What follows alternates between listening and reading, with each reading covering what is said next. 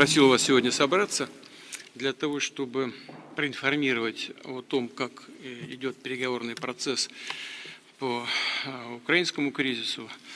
Это первое. И второе, рассказать о том, на каком этапе мы находимся с американской администрацией сегодняшней, которая, как всем хорошо известно, предпринимает, на мой взгляд, достаточно энергичные и искренние усилия для того, чтобы прекратить боевые действия, прекратить кризис и выйти на договоренности, представляющие интерес для всех вовлеченных в этот конфликт сторон, для того, чтобы создать долгосрочные условия мира и между нашими странами, и в Европе, да и в мире в целом, если мы к следующим этапам выйдем на договоренности в области контроля над стратегическими наступательными вооружениями. Нынче у нас год 80-летия Победы и год защитников Отечества. Начинаем с ними обсуждать СВО.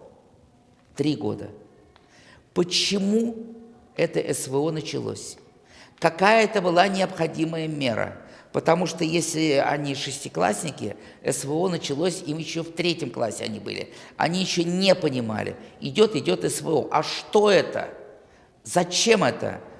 Значит, по телевидению, везде об этом говорится. Вот эту вот тему мы им стараемся в 101 раз объяснить. Какая это была вынужденная мера, что грозило России, если бы не начали это.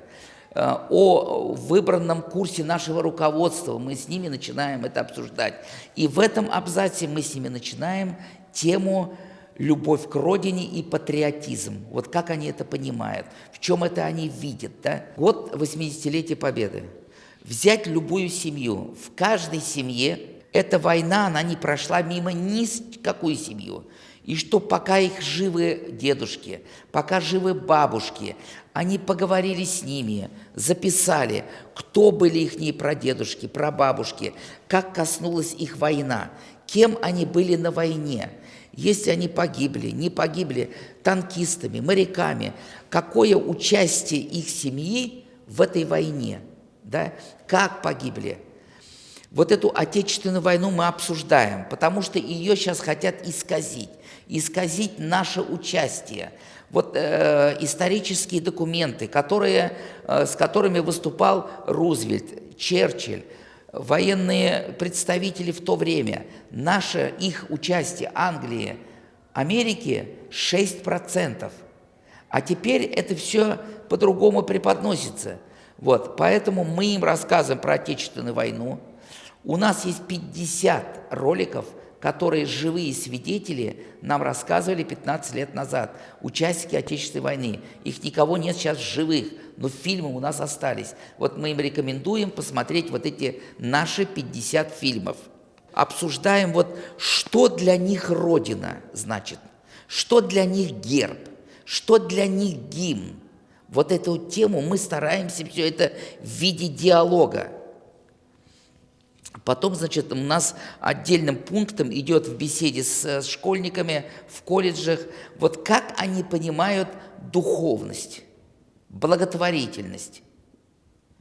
Вот нужно помогать бабушке, помогать старым родственникам, значит, какие-то общения с взрослым поколением. Вот это вот мы их хотим на это нацелить, на заботу, духовность. Они тоже будут, когда мы им говорим, вы тоже будете бабушками и дедушками, они начинают хохотать и смеяться, да? Потом мы это все им рассказываем, вот. Вот это вот тоже мы им на эту тему стараемся с ними обязательно вот эту тему, значит, поговорить. Что касается духовности, мы сторонники, и мы проводим политику. Все-таки молодежь должна быть религиозной. Вот в православных школах я в 2 был, но люди не знают, что такое пост, ни разу не были в церкви. Надо ходить в церковь, соблюдать посты.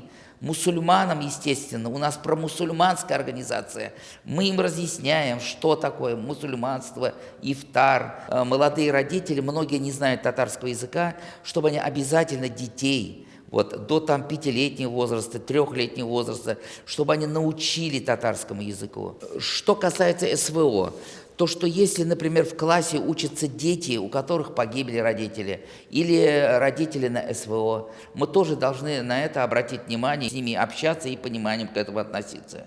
Нам очень хочется верить, что когда мы приходим в школу, мы с ними разговариваем, и мы уходим, хочется верить, что с одним настроением и мыслями они нас слушают, и с другими такими патриотичными, духовными, значит, и благотворительными настроениями они остаются, сделают выводы, и наши с ними разговоры пойдут на пользу нашему обществу и им самим.